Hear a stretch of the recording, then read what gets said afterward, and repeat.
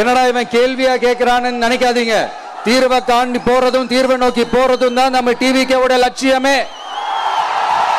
நம்மளுடைய தேர்தல் அறிக்கையில அதுக்கான விளக்கத்தை தெளிவா கொடுப்போம். இந்த பொய்யான தேர்தல் அறிக்கையில நாங்க கொடுக்கவே மாட்டோம்.